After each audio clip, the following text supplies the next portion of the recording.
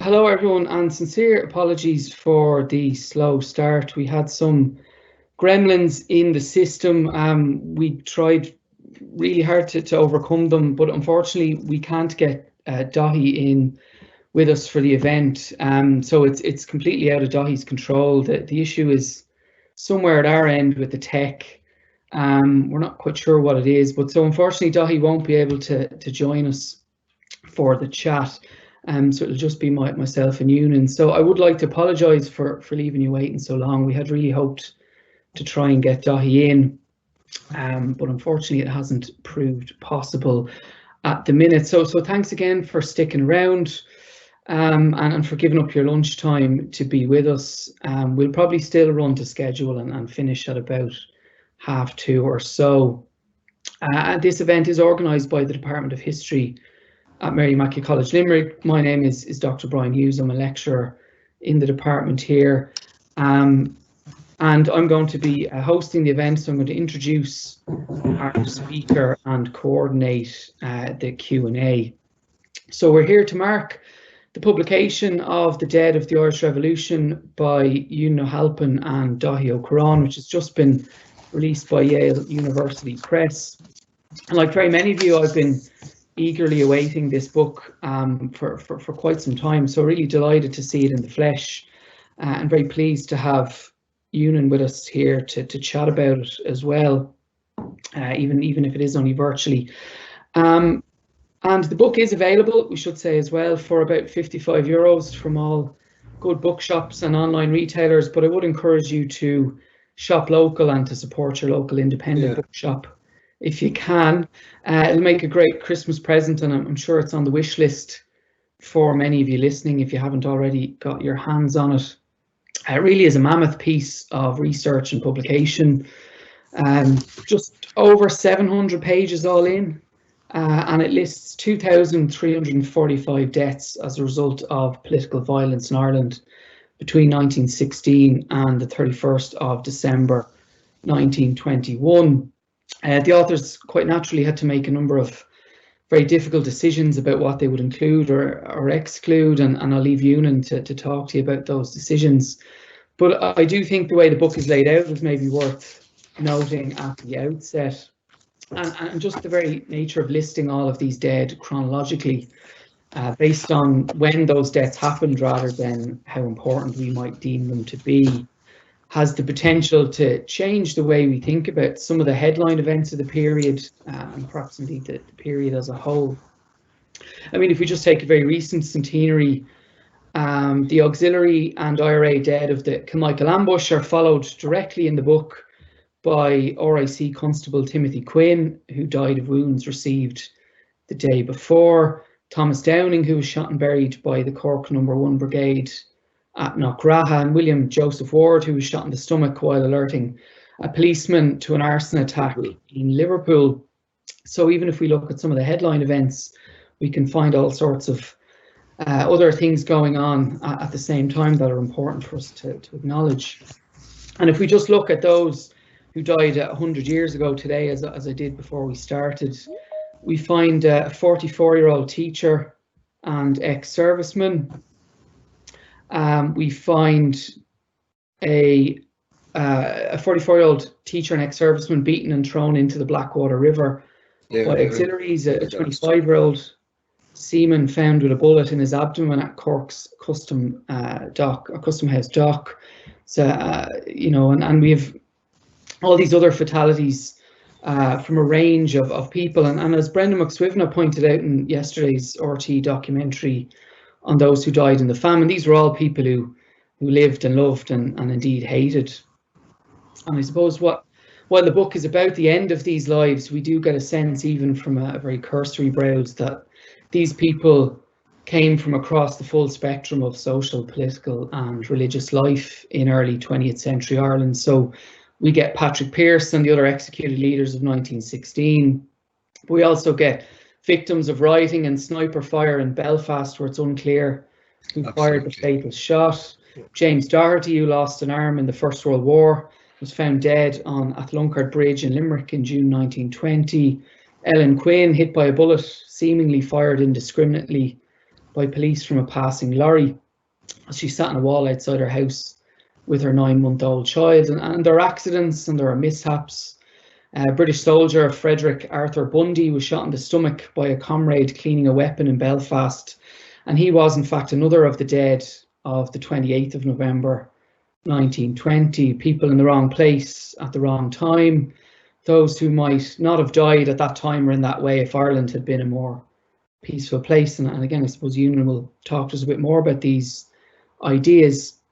So it's very clear that this will become an important reference book for those of us interested in the period. And its full value, I think, will come from the ways in which other scholars use it. And that's something that I'm looking forward to seeing over the next number of years. So we'll hear now from Professor Eunan O'Halpin, who'll talk to us about the genesis of the project and maybe speak for about 20 or 30 minutes or so. And then we'll open it up to the floor, as it were, for questions and answers. So without any further ado, I will hand over to Professor O'Halpin, who is Bank of Ireland Chair of Contemporary Irish History at Trinity College Dublin.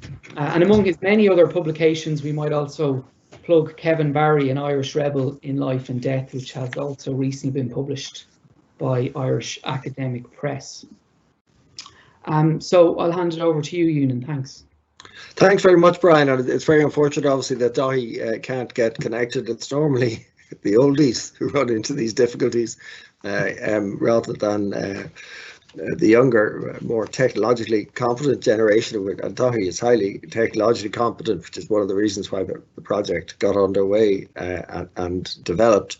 Obviously, I'm delighted to see the book. I think it was Creven that David made a good point to me, which on another Zoom, on a Zoom exercise, try Zoom next time. And it is that this isn't the dead of the Irish Revolution. It's the dead of the Irish Revolution from the 21st of April 1916 to the 31st of December 1921. And the worst thing of all will be if people think that Daithi and I are making a claim to provide that this is all you know on earth and all you need to know, which I think is not the Keith's Grecian urn. But we're not saying that at all. We're saying that within these dates, that our starting date and our finishing date, these are the deaths for which we've been able, which we think can legitimately be associated with Irish political violence. And that's an important qualification, because some people, even who were wounded or whatever, in November or December 1921, may die thereafter. And also, I mean, in the course of this, I had a kind of a journalistic scoop some years ago when I discovered that former Taoiseach Sean Lemass had accidentally shot dead his 2-year-old brother in January 1916 in Dublin with a revolver in the living room of the family home. And I found that from a list of a summary of inquest findings. And I thought that was particularly interesting because it was in the newspapers at the time. Even in the Irish Times, they carried a headline saying, "Keep boys away from guns." And yet the Lemass story had never become part of public memory. And even within the family, I contacted his grandson, Sean Haughey, when he was likely to tell him, because his mother, Maureen Haughey, was then alive, Sean Lemass's daughter. And he absolutely misunderstood my message. He thought I was talking about Noel Lemass, another member of the family who was murdered in 1923, just after the Civil War. He was unaware that he had a great uncle who had died at the age of 2 years at the hands of his grandfather.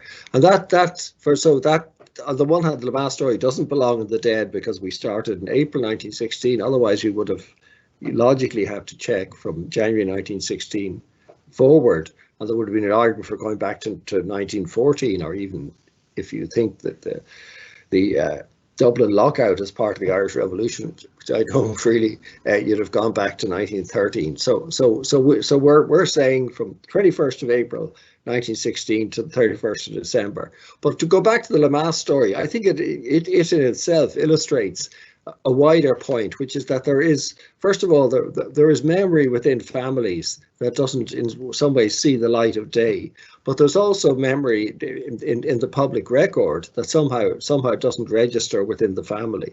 And I think that's the case with very many of these individual deaths that we describe, some of which our accounts may be problematic based on newspaper, scanty material, particularly in relation to Belfast and to Derry, where we have very little archival material other than what, oh, Daithí's coming in, hi Daithi.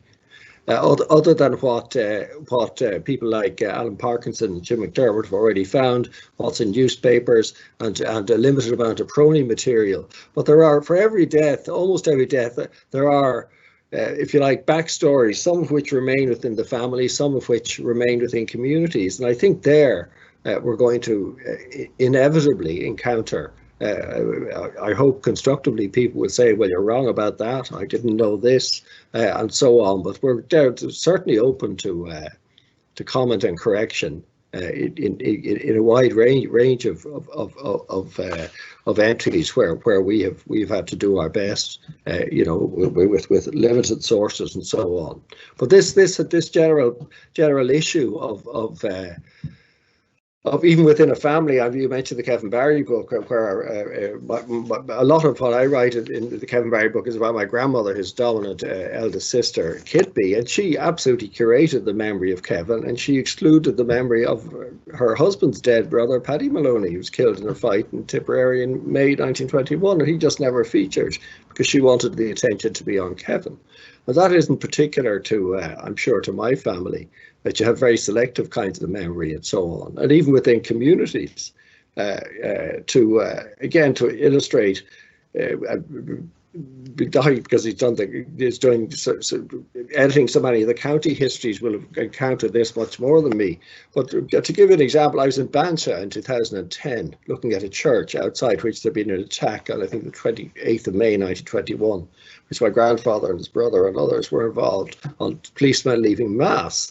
And I happened in the dead. A chap in a shop said, "Oh, it's a pity you didn't meet my mother. She was always talking about that." And he went on to tell me a story, which sounds, it's kind of folk tale, but how the mother of the policeman who was killed placed a curse on a pub in the town, because the proprietors of the pub had supposedly got a tip off there was going to be trouble at the church and the police shouldn't go to mass that day. They hadn't passed it on. They were a young couple without kids, and the mother of the dead policeman puts a curse on that house and says no couple in that house will ever have a child, and supposedly that had continued to be the case. Now, you're not going to find that in an official record. You're not going to find it written down anywhere. And yet, that's just one killing, and all over the place, all over the country. I'm sure Daithi have other examples he'd give us. There are local stories, sometimes competing local stories and narratives. And it's very often in that way that memory continues, which is not the kind of documented, hard and fast, return a police report or an inquest or whatever. But it's extremely interesting what gets remembered and how. And I had really given that no thought at the outset. Just other because I'm not sure, is Daithi's there now, right? And can hear and so on, yeah. In turn, because we're running kind of, we don't have that much time. I think the thing that surprised me from the beginning, Brian, in relation to the records, is what's there and what isn't. I had kind of assumed that coroners, that somewhere in Ireland somebody was keeping records of coroners' inquests consistently. That's not the case. I had never heard of the category of unknown as a kind of death. And in fact, I was out of this, a spin-off from this project. I wrote something with Ciara Bralach some years ago about unknown infants who are in the death registers and how they got there and so on. There's material in the records that you don't expect, and there's things that you investigate and come across that aren't in the records. And again, I was starting out when I proposed this project. I thought you were just going to come with a raw number of policemen and soldiers and civilians and separatists. It was going to be kind of a simple body count. I had no real idea. It's got a combination of innocence and arrogance of how complicated, if you like, even what looks like the straightforward and crude measure, which is death, as distinct from injury or shock or trauma or whatever you want to call it, in these years of the Irish Revolution. How problematic that would be to tease out. The other thing, and again, I'm glad he's back now, I mentioned earlier his county studies. It is amazing the variation between counties, even when you do it by population, the levels of fatality. And when you think, I was thinking, oh, well, somewhere like Clare was always pretty wild, da, da, da. So sure enough, Clare is relatively violent when measured by fatalities. But then you look at Queen's County or Laois, which had a very violent land war, and yet is an absolutely, in terms of fatalities, there's almost nothing. In our period, I think there's 11. You could nearly 2 of them are caused by black and tans out robbing houses and so on. So there's almost nothing happens at Laois. So if you look at Galway versus Roscommon, which in some ways, certainly East Galway and Roscommon, you could argue are kind of comparable counties, and yet Roscommon per capita is about twice as violent. So I don't know the answers. Again, that's where Daithi's work and colleagues looking at individual counties come in, because with the county is a very crude measure. Right. I mean, our measure for Belfast is Antrim, right? And that means Antrim includes a very big hinterland, a very big non-Belfast population, which dilutes the sort of statistical weight of violence, which is really almost all in Belfast itself. And I'm sure in other counties there's pockets, if you like, of activism and pockets of violence, which kind of get clouded over in a very general study. I don't know, could you let Daithi in to comment on that? Might be better, or not. Yeah, Eunan, we can absolutely do that. So we might do is we'll hand over to Daithi, and then we'll open it to a more general discussion based on the questions that come in from the floor. So I am very pleased that Daithi is able to join us now. The problems were all our fault at our end. So it's great that we managed to get him in. As Eunan has said, Daithi is, along with Professor Marion Lyons at Maynooth, series editor of the Irish Revolution 1912 to 1923 series, which, along with The Dead of the Irish Revolution, is another extremely important contribution to our understanding of this period. So I'll hand over to Daithi now. Thank you very much, Brian, and good afternoon, everybody. Eunan was mentioning coroner's inquests, and a coroner was almost called to my house as I struggled with the technology to get online. But I'm glad I'm here now belatedly. I suppose I'd like to add to what Eunan has said by just sharing a few of my own reflections with you. The very first fatality entries in the book, Con Keating of Carsaveen and Kerry, Charlie Monaghan of Belfast, and Donald Sheehan of Newcastle West in Limerick, have been part of my interest in this period of Irish history since I was a child, and that's neither today or yesterday. All 3 lost their lives on Good Friday 1916, when their car took a wrong turn in Killorglin at the church and went over the pier at Ballykassan outside the town, instead of following the road to Carsaveen on their mission to make contact with the Aud, the ill-fated German arms ship. I'm from Killorglin, and fortunately I had a succession of primary and secondary school teachers with a deep interest in Irish history. For that reason, I was always very aware that the first deaths associated with the 1916 Rising were in Kerry rather than in Dublin. But for all of that, I knew, or I was told, relatively little about the men's backgrounds. Who were they? What did they do for a living? When did they become involved in the Irish Volunteers? And who did they leave behind when they died? So one of the great strengths, I think, of the Dead of the Irish Revolution is that this kind of detail has been unearthed and assembled as far as the sources allow for the civilians, members of the Crown Forces, volunteers and IRA whose stories have been recounted in its pages. As much as historians like to explain movements or isms or even historical processes, at its most fundamental, history is about people and the times that they lived in. And for this reason, the individual stories, as Eunan mentioned, underneath the absolute figures, are deeply compelling. There's been a tendency, I think, in terms of the Irish Revolution, to focus on the well-known events, the Rising, the first actions at Solohead Beg in January 1919, and of course in recent weeks and days, Bloody Sunday, the Kilmichael ambush, and appallingly gruesome murders like those of Michael Griffin or the Loughnane brothers in Galway in November 1920. Now, this is all very welcome because a wealth of new research and critical perspectives has been brought to bear that facilitate a more informed understanding of these events. However, these well-known events are really only a snapshot of the grim toll of the Irish Revolution. On the 1st of December 1920, so a century ago today, there were 4 deaths due to political violence and the disturbed conditions of the country. In fact, there was not a single day in December 1920, and in that I include Christmas Eve and Christmas Day, when several people did not lose their lives. And the same was true of the opening month of 1921. In January 1921, there were just 2 dates for which there is no entry in the dead of the Irish Revolution. And that's worth thinking about and reflecting on. Death, as Eunan mentioned, is one rather crude measure of political violence. And we should not for a moment forget many of the other manifestations, the physical and mental traumas that damaged people's life chances, the destruction of property that ruined people's livelihoods and left them with nothing. Now, one way I think of appreciating how significant the death toll was between 1916 and 1921 is to compare it to the figure compiled by the magisterial Lost Lives project on the Northern Ireland Troubles by McKittrick, Feeney, Kelters and Thornton. Lost Lives recorded a total of 3,720 deaths that occurred over a period of more than 3 decades. Even allowing for the major advances in medicine and surgery and treatment, the scale of the loss of life in the condensed 5-year period that we look at in the dead of the Irish Revolution continues to shock me. It's at a much greater level than I ever expected. There's also one other very significant parallel and one obvious parallel with lost lives.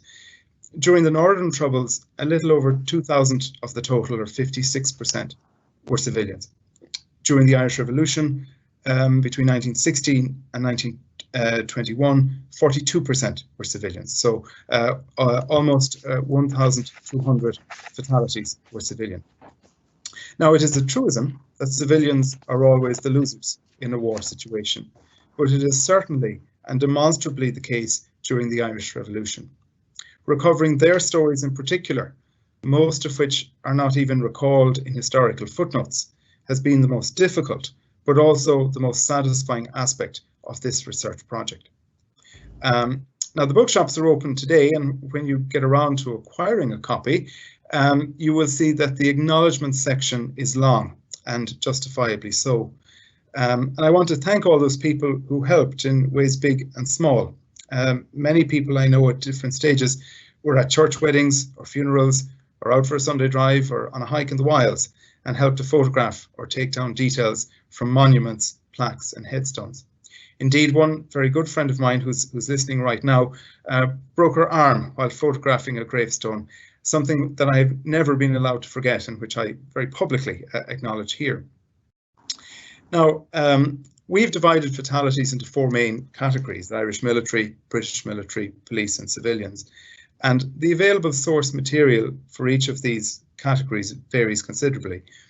In recent years, the amount of primary source material pertaining to the volunteers in the IRA has increased almost exponentially with the availability of the Bureau of Military History and the Military Service Pension Collection.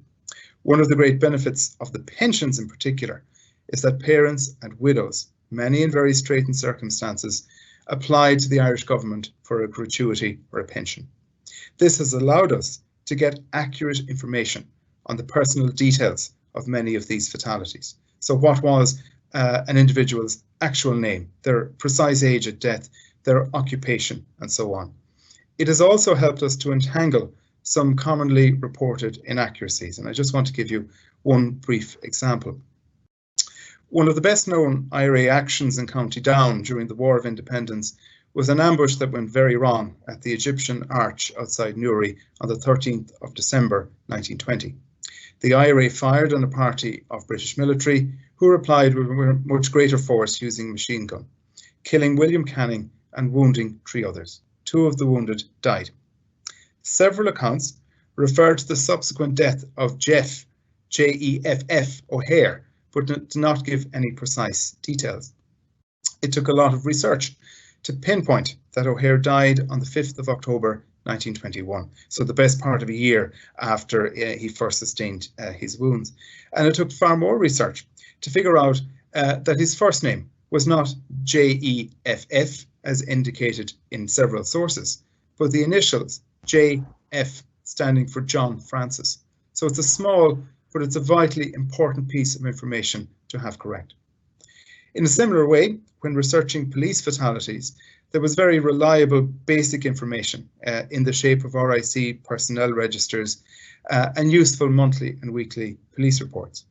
Furthermore, the dead of the Irish Revolution benefited enormously from the pioneering research of Jim Herlihy and Richard Abbott on the DMP and the RIC.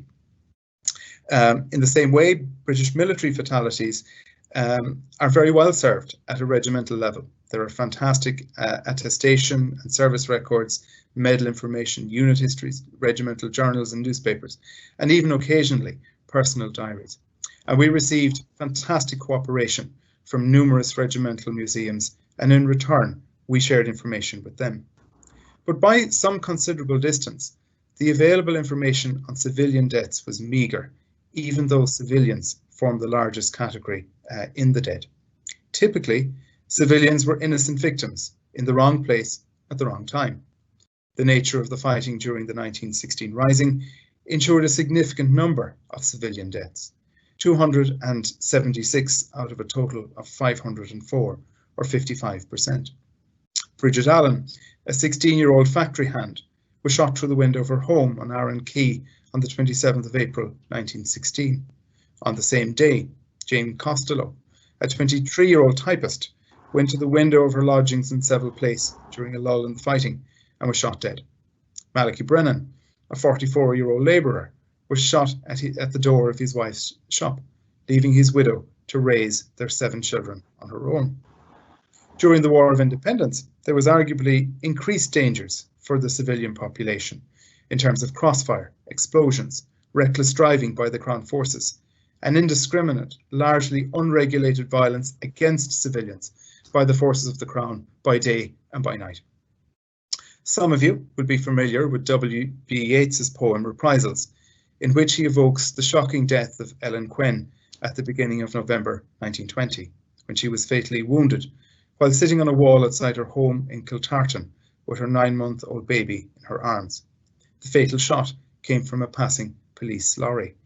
And to quote Yeats, "Where may new married women sit and suckle children now? Armed men may murder them in passing by. Nor law nor parliament take heed. Then close your ears with dust and lie among the other cheated dead." So most civilians, the cheated dead in Yeats's expression, are not recalled in poetry, and they're not recalled in stone in the form of monuments. There is, for example, no monument or account until now of the death of 3.5-year-old William Fitzgerald. He was on Camden Street selling fruit with his mother Catherine on the 5th of February 1921, when 2 British military lorries were attacked by the IRA, who threw a homemade grenade. The little boy, one of the youngest fatalities of the War of Independence, died because a grenade fragment penetrated his skull. There are hundreds of similar heartbreaking stories of grieving families who quietly suffered the anguish of losing a son, a daughter, a grandparent, father, mother, brother, or sister. I hope that the dead of the Irish Revolution makes us think a little more deeply about this grim period and the scale of human loss and suffering that went side by side and day by day with the often simplistic narratives of heroic national struggle. Collectively, the individual stories of all of the dead of the Irish Revolution, so all of the ordinary men, women and children, the rebels and the members of the Crown forces, provide us with an immeasurably richer and more informed, if sombre and stark understanding of that troubled time. Thank you. Thank you very much, Daithi. And I think as both Eunan and Daithi have shown us, in some ways it's the personal details and maybe the cumulative impact of all of these personal details that gives the book a lot of its power. And I'm particularly interested in those for whom, those who still remain a mystery, I guess, even after all of the research. People like William Straw in Dublin or Patrick Dunny, who seem to have all sorts of lives and afterlives depending on who's telling the story. But we do have a couple of questions already. But can I just come back? Sorry, Brian. I think as well as that, as the individual stories, there are these wider questions which I think the dead helps with, but doesn't answer, which are in particular about the patterns of violence and why it is, as I say, that Laois is so goddamn quiet. Say, whereas at Roscommon or whatever, why is it to do with the?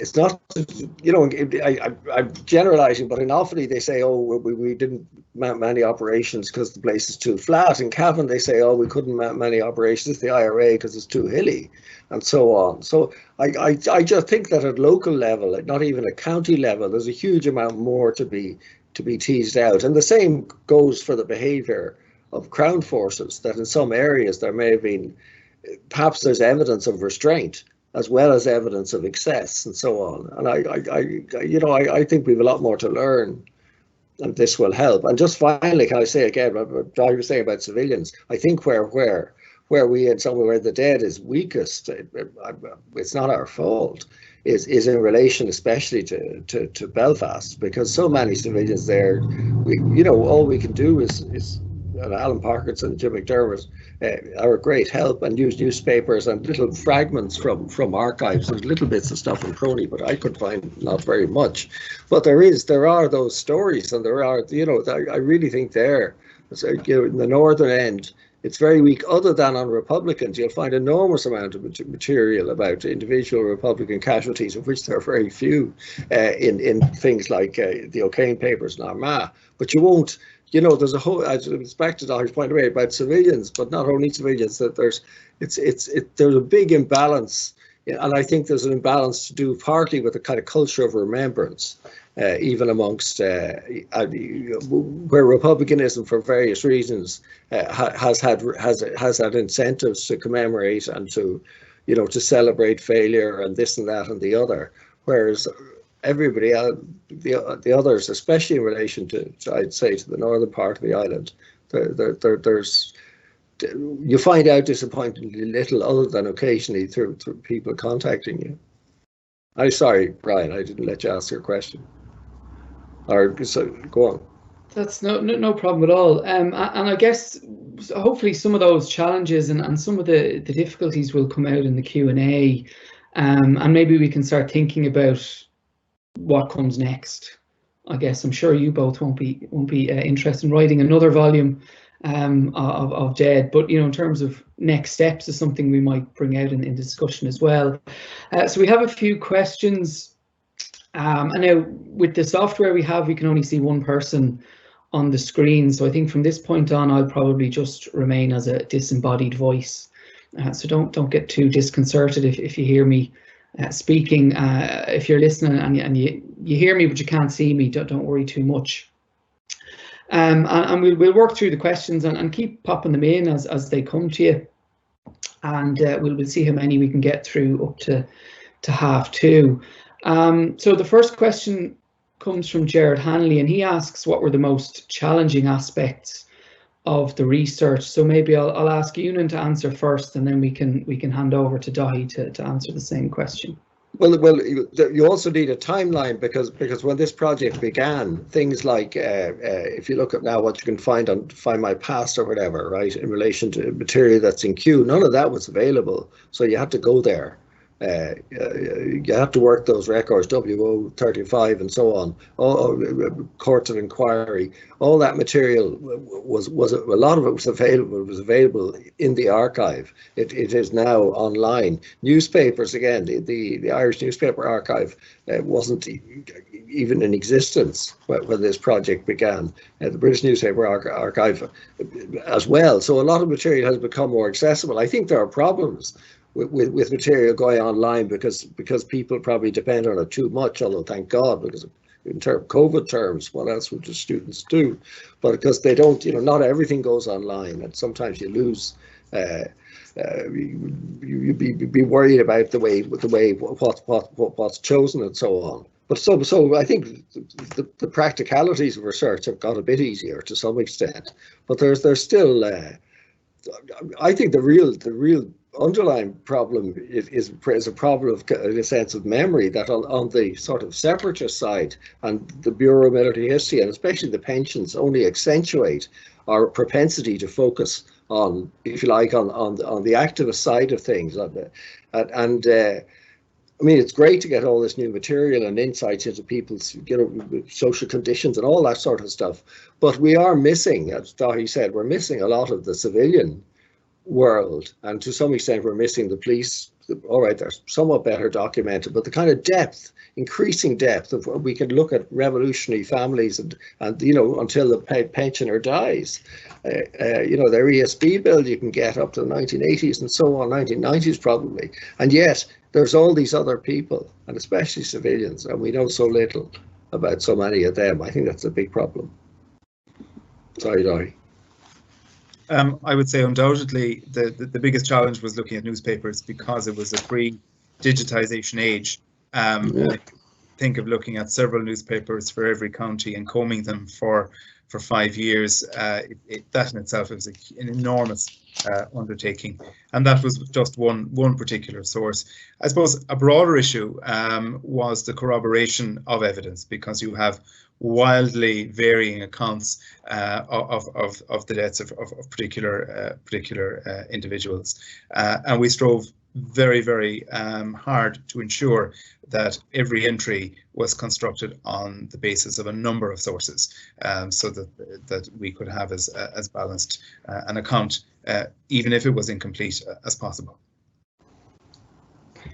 And another question then, which is I suppose a related question from Noel Carolyn, what were the most significant challenges as far as determining whether deaths should be excluded or included? So I don't know who wants to come in on that first. Maybe Daithi.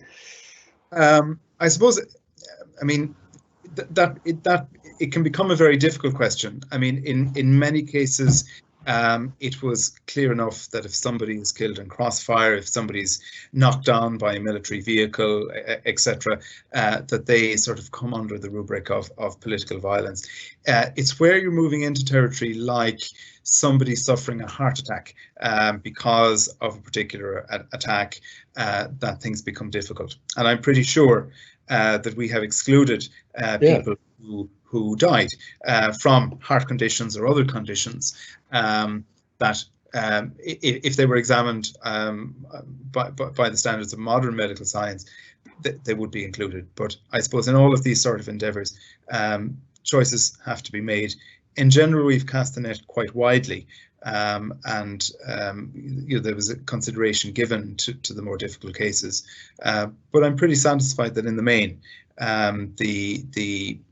those who die, it's pretty clear that their death is as a factor or a function of political violence.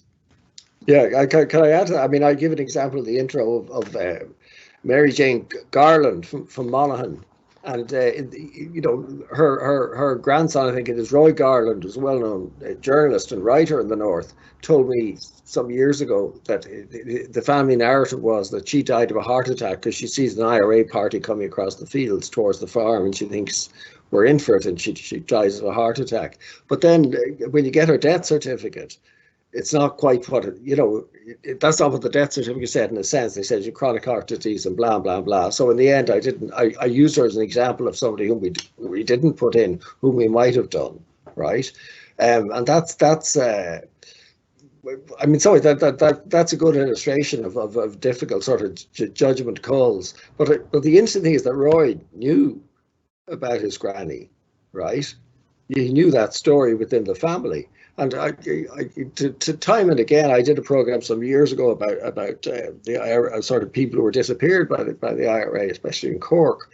And I got a number of communications from across the world from relatives of people, either who had been disappeared or people who had disappeared and the relatives didn't know where they were. And these were coming from Australia and America and from Ireland and from Britain. And so somebody somewhere within a family had said, oh, that was a great uncle Seamus or whatever it happened to be. Do you know what I mean? So there are memories in there, are little fragments of memory and so on.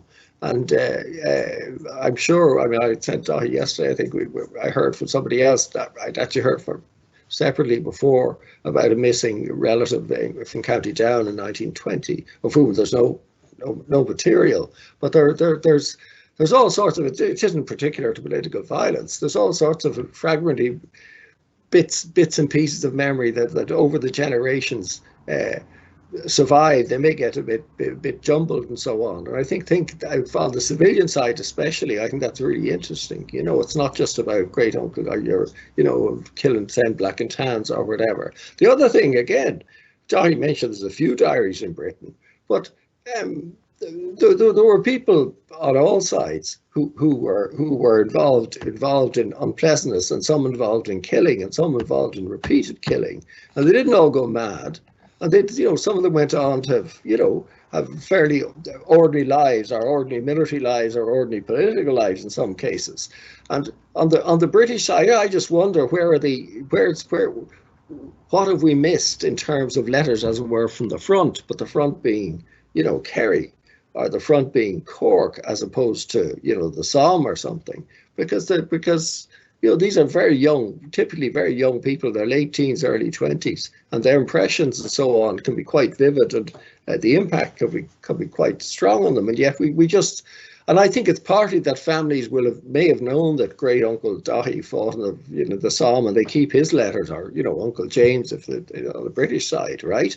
But they mightn't, letters from an obscure non-campaign like Ireland mightn't, you know what I mean, mightn't have been curated in the same way, particularly if he came back and was fine.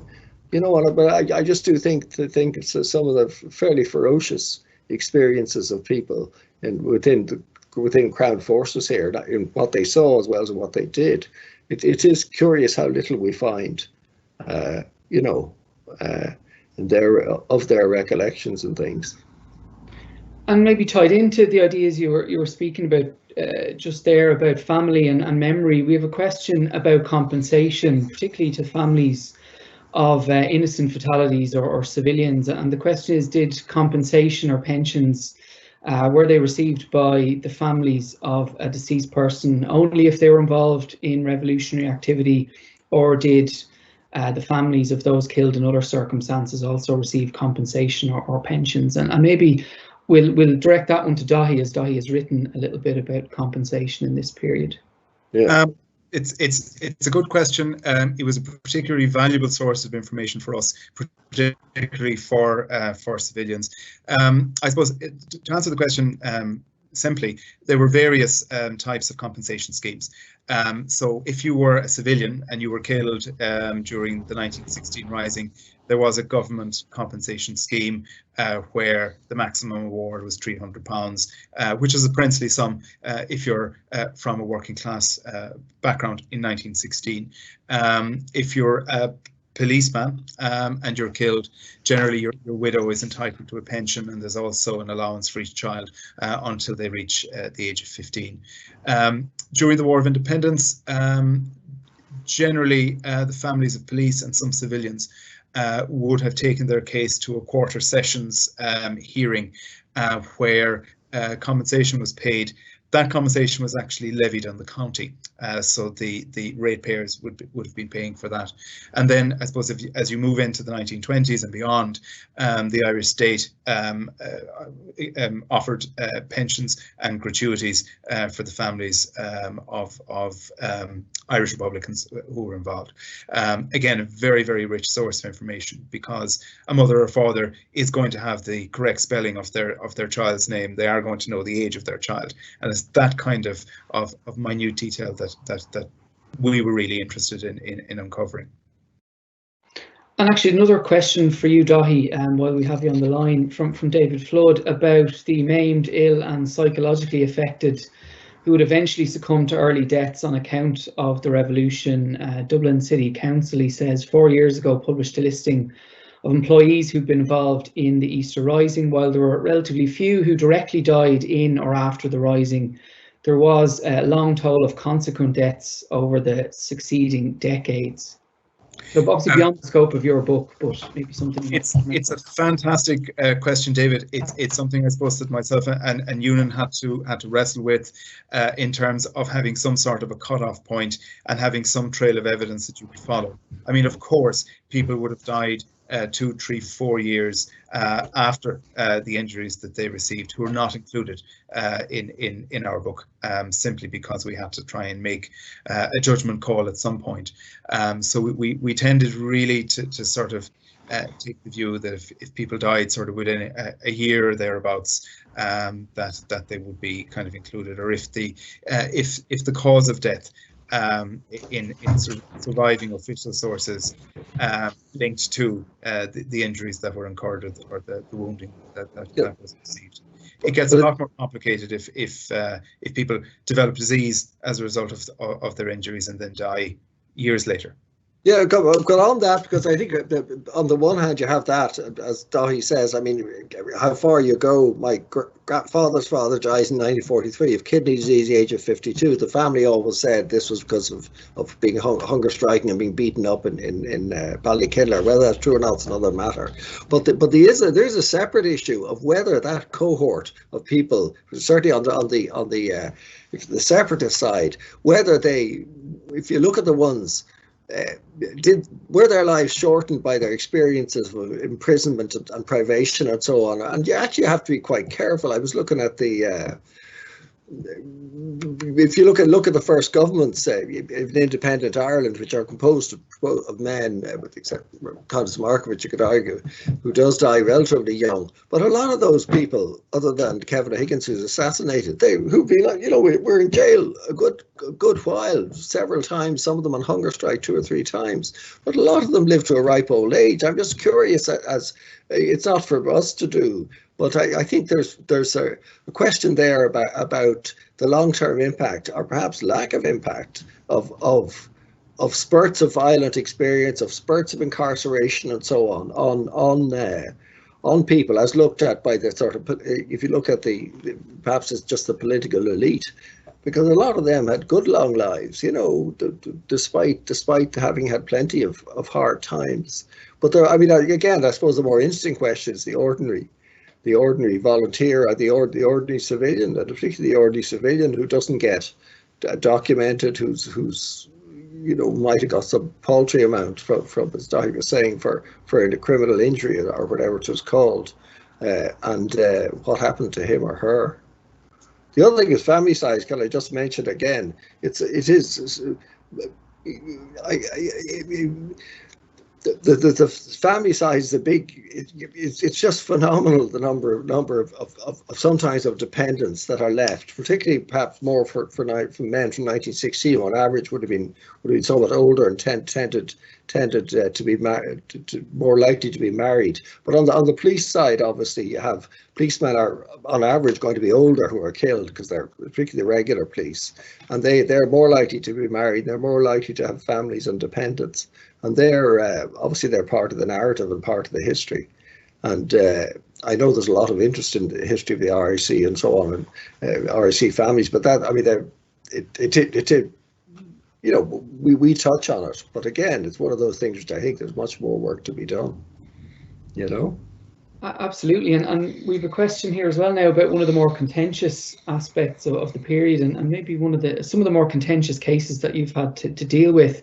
The idea of alleged spies and informers. So Michael asks, how do you characterise alleged spies, as they were neither combatants nor simple bystanders? Would it be unfair to the innocent victims of violence to lump them with a spy whose actions may well have led to death? And I guess for you writing this book, part of this is about terminology. How did you deal with the labels you attach to somebody who dies as a result of being accused of being a spy? Because obviously evidence is an issue in terms of determining. So maybe if you want to deal with that first, in terms of how you dealt with these issues. I mean, these people got included anyway in the book, but I guess how did you think about labeling them or describing them? Well, I mean, labelling almost literally. Sometimes, obviously, people whom the IRA killed as spies were sometimes labelled as spies, and then Crown Forces sometimes carried out killings and put an IRA label on them. There's one case in Kerry where Daithi's from, Bridget Walpole, who was shot dead as a spy, and both, incredibly, I think it's June 21, both the RIC and the IRA independently report This wasn't the IRA at all. This is a family dispute about land. So again, when you go to the kind of micro level, it gets, generalizations are often very hard to sustain. But I think the point about civilian spies, again, the term spy is sometimes used by the IRA in relation to soldiers whom they shoot, or to police whom they shoot, as well as to civilians. But if you can separate people who were neither police nor military, but who were killed by the IRA as spies, and there's, some of them plainly were informers of one kind or another. Some plainly weren't. Some may have been. Some may not have been. But it didn't take much to be accused of being a spy. John Harrison of Leitrim, who's a Church of Ireland, member of the Church of Ireland, it took him a year to get killed, in a sense, because the IRA came and wanted to take his money for an arms levy, and they wanted him to give him his rifle, and he didn't want to give over his rifle. So there's a big argument about that. They then take his best cow, I'm quoting an IRA document, and they kind of ransom the cow back to him, and a Protestant clergyman intervenes, and so he gives them £1 and he gives them a rifle. He gets his cow back, but they think he has another gun, and they come back again and again. In the end, they kill him, and they say he was a spy. This is pretty weird, right? In some ways, but it's not the only such case. So it's not always that the label spy could apply to somebody who simply stood up to the IRA, who simply remained on nodding terms with the police or whatever. It was a very variable term. Or it could also be somebody who did bring people, to in rural Ireland, for example, where you have targeted killings by police, were quite early in 1920. But later on, you would have said the auxiliaries or black and tans involved, or even the British military to some extent. How would they find a place?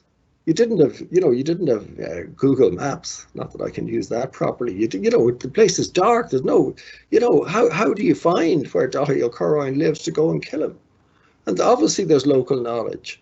Well, and that's a genuine dimension of I think of the fear of informers and things which we sometimes tend to overlook. That clearly Crown Forces in doing a lot of their operations clearly did have intimate local knowledge, and that didn't come from any guidebook or from any map. It came from people, not just from the regular police, who knew where exactly where to look.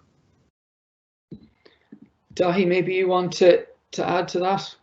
I think when we were approaching it, I mean, we tried to be as true to the evidence that we were using as possible, and also try to give some of the background context where it was known. So in particular areas, like the Walpole case, there was a land dispute kind of in the background. In other parts of the country, in places like Monaghan is a really good example of this, there is very significant infighting between members of the Ancient Order of Hibernians and Sinn Féin and the IRA, and members of the OH are often killed. They're often labelled correctly or incorrectly as spies, but it has more to do with kind of their local rivalries, political rivalries, with members of Sinn Féin than actually giving information on locals to the Crown Forces. So it's a very difficult area. It's a very sensitive area, obviously. What we've tried to do is simply to present the evidence that exists as we found it. Yeah, I mean, it's worth noting, just to say for Monaghan, in the Marin and other papers and in the O'Kane papers, what's interesting on the Republican side about spies is not the uniformity of saying, yes, Brian Hughes should have been killed. It's that lots of Republicans after the event will debate amongst themselves and will wonder. There is a kind of there's very few absolutes. Oh yeah, he should definitely have died. Or in the case of Monaghan, Kate Carroll, who was killed, in which my first cousin's grandfather was involved, Tom Brennan. But what's interesting is that people do think about these things and reflect afterwards, and they do wonder and they do debate. Even amongst Monaghan veterans, both about Kate Carroll and about some of the Arta Trainer of the Ancient Order of Hibernians, for example, where there's people saying this is ridiculous. His initial offence was that he wouldn't agree to a motion of condolence for Terence McSweeney and Kevin Barry. That's what got him into trouble. And then he was fined and he wouldn't pay the fine. And then his wife paid the fine. And there's a long saga. And there may have been a land issue there as well. There's very few Monaghan Republicans of that generation traces of whom I found, who thought that that was a fair job, if you like. And to say, you know, but that I think reflects on an ability at sometimes at local level, even amongst activists, to reflect and to wonder and to think, Christ, did we do right? You know, and I think that's interesting, and I'd love to find out, are there any black and tans out there, or more likely auxiliaries are in Dublin, military officers thinking, Jesus, why did I do that? Should that fella or that woman, well, mainly that fella, there was really no case against him or her, and why on earth did we do it? And I think that highlights, I suppose, on the one hand, the rich range of sources that we have available to us for this kind of work, but also the gaps and the problems and the imbalances, I suppose, as well, particularly towards Republican sources as opposed to those auxiliaries or black and tans or whoever it might be. And maybe we can finish up then with a final question about sources. And we have a question here about what sources have yet to be released that would improve research on fatalities. So an example is given of the Compensation of Personal Injuries Committee files in the Department of Finance awaiting transfer to the National Archives. Now, I think some, if not all of those, have been transferred. Maybe I'm mixing them up, but you probably didn't have access to them. But are there any collections of records that you think you would have liked to have had access to? Not that you didn't have enough to work through as it was. There's tons of stuff, I think, on the special constabulary and so on, who tend to be, because I don't know if you agree, Daithi, but they aren't simply a subset of Crown Forces. They are also, you know, they are also kind of locals, a local, almost a sanctioned paramilitary body, and a lot of their records are still embargoed for various reasons. Well, one being obviously the sensitivity of you know, the name. Might live on the generation, you know, in terms of government service in one way or another. But certainly, I would hope that in Northern Ireland itself, that more material held by the state will be released. That's a big one. I mean, when we started, the Bureau was coming out. We were lobbying extensively for the Pensions Archive. Which eventually, you know, began to release material in 2014. But I'm not sure the state has this state has any consciously has any kind of cache of material. It's not releasing. But you know, I mean, I'm sorry for pointing. If you look at the GRO, based in Roscommon, weren't the most accessible organisation, and now a lot of the index, the death registers are now online. There's a big change, you know, and that's done. A lot of what's been done has been done in Britain and in Ireland and across the world has been done not in the name of history, but in the name of family history, because that's where the money is and that's where the sort of the wider interest is, things that appear to couldn't possibly happen, like the GRO now getting material out there, is suddenly, you know, it has happened. You now find that even the census, and of course the 1926 census, let me know if that ever turns up, because, you know, new reasons are now found, not security, not whatever, but there's always a good, you know, there's somebody, creative person in the state coming up with good reasons not to release that in really important cache, which is going to open up all sorts of fields of inquiry, and it's going to help us address questions we all know, like in terms of Cavan, for example, of Protestant flight and all that kind of stuff, you know. I think we'll add our names to the petition to get that open ASAP. So maybe Daithi. Yeah, but then we'll have to take our names off because of data protection. Well, yes, that is true. And maybe Daithi, if you want to have the last word on any sources that we might help us going forward. I think undoubtedly the big one is the 1926 census, because that will allow us to interrogate questions around what happened to people who survived the Irish Revolution, what happened to all those orphaned children, what became of them, what did they do with their lives. So in terms of, I suppose, of the next potential wave of research. If the 1926 census and its potential is unlocked, that will really be a game changer. I suppose the other thing that turns up from time to time is that people have records in family possession, in their attics from time to time, and even small pieces of information can add greatly to our knowledge and our insights. So I suppose I would generally appeal to people, if there are papers, if you're not sure, then bring them to one of the history departments of one of the universities and talk to somebody with knowledge of the period, because some of that material is very, very valuable. And it's valuable because it sheds light on ordinary activists rather than sort of the more prominent Republicans at the top of the tree in the IRA or Sinn Féin or in government.